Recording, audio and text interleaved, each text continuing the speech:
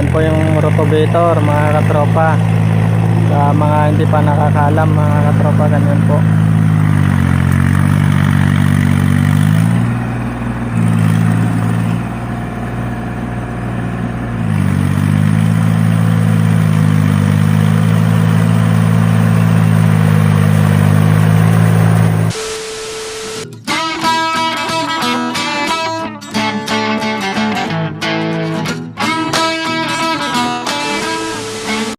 Time check natin 9:13. Ayan. Tayo doon sa bukid. Tignan natin yung mga nag-rorotovator. Hindi na tayo nakapag-intro doon sa bahay kasi dahil ginawa. Nagpakain ng mga alaga. Ito. Sinatid ko si mama. Ito, nag-rotovator na mga katropa.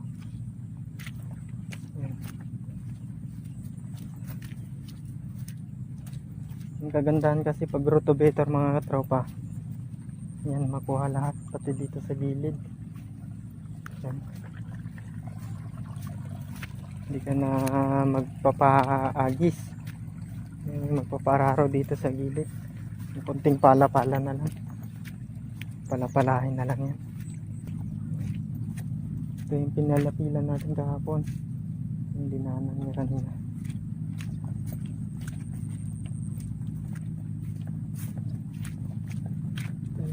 Tingnan natin yung isa doon na pagpupunlaan natin.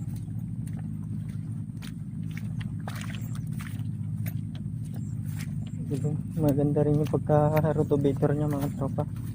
Nakuha rin dito sa mga gilid-gilid. Dito tayo magpababad ng kwan mga tropa. Yung punla. Dinhin natin. Babad natin din sa susunod. Kuya.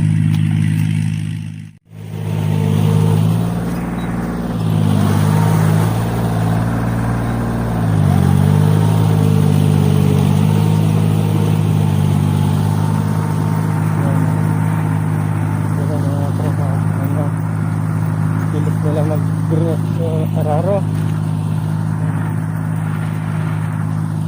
Pakita ko sa inyo.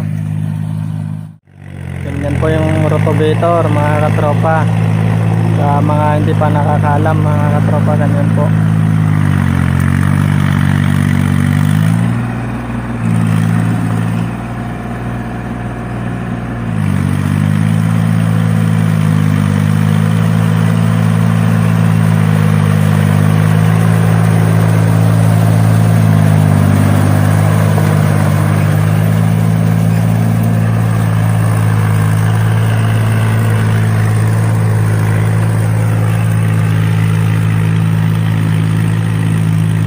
Kasi pag rotavator mga tropa, doble tipid. Tipid sa prodo, tipid sa pagod, mag-araro. Kung araroin pa natin kasi ito ng hand tractor mga tropa, mahirapan tayo, mas lalong matagal.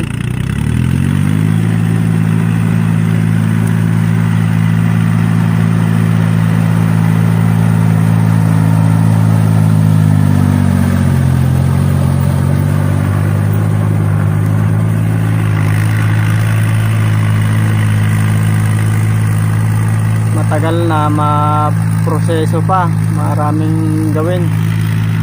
Pag inararo mo, kailangan basagin, halangin, tapos linangin bago taniman, limpiahin pa pala. Problema natin ngayon, wala tayong isakay, yung floater.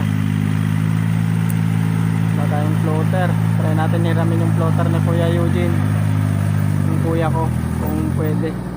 Sakaling tapos na silang nagbukid doon, kasi mas nauna sila doon eh.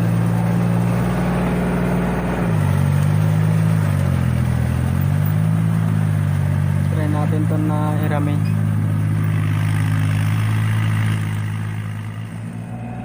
Sprayan na lang natin tong pilapil natin, tapos magpilapil tayo mga tibag-tibag. Pilapilan natin, tapos sprayan natin para madali.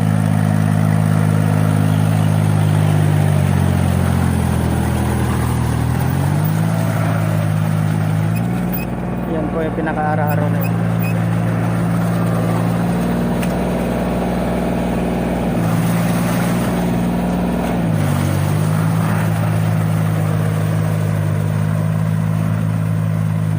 Kita nyo naman, talagang durog na durog.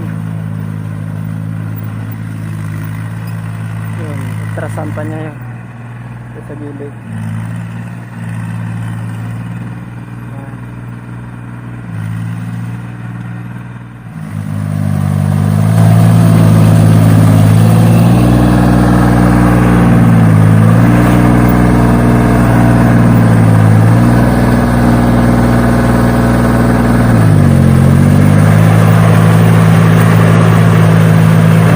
Tayo doon, mga tropa sa dulo.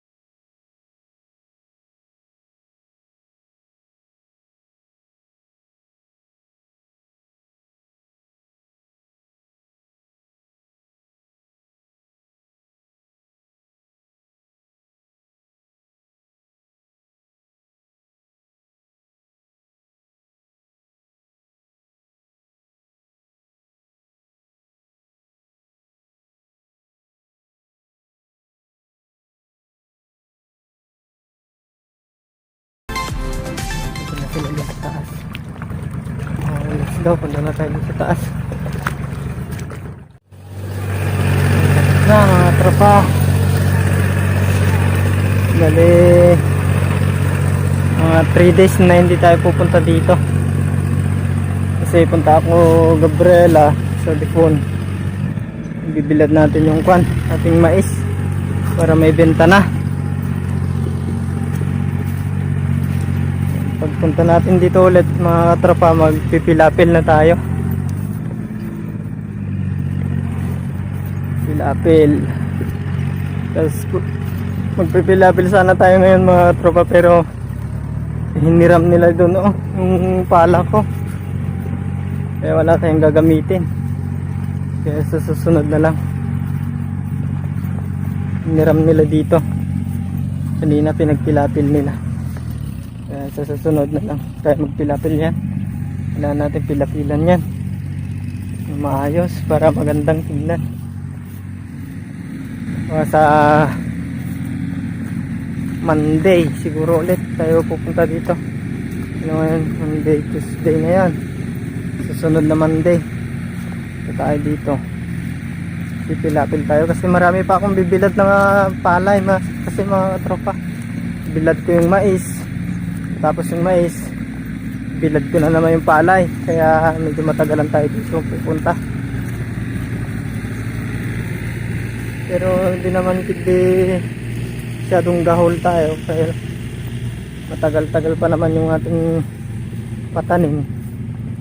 Kaya pwede pa tayong mag-work dun sa mga iba. Yan. Dito na tayo sa may kawayan mga tropa. So, yan. Sombrero na ako kasi kahapon wala tayong sombrero. Grabe yung init. Yan, mga inasal. Shout out. Shout out po sa mga inasal dyan. Yan, ito ang sombrero na. So gawin natin yan mga tropa. Uwi na tayo.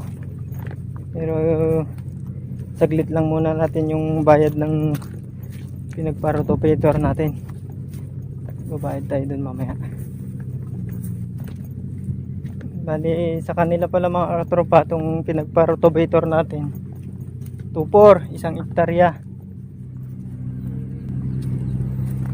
Kung wala lang sana yung mga bilad natin na mais at saka palay mga tropa, diretso sana ako dito. Diretso sana tayo dito na magwo-work. Pero wala tayong magagawa eh. May iba naman tayong gagawin. Pagpaliban na lang muna natin yung mga ilang araw.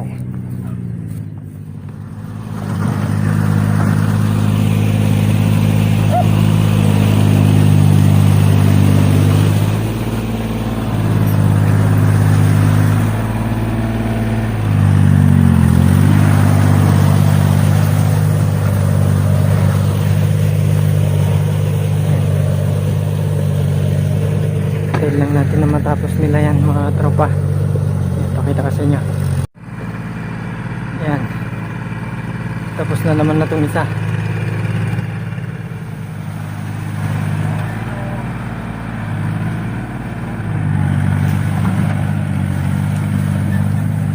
Buti mababait itong mga operator mga tropa. Yan talagang atrasan naman nila yung mga sulok-sulok, mga gilid-gilid, yung mga hindi makukuha. Ayan, tingnan nyo naman. Talagang atrasan naman nila.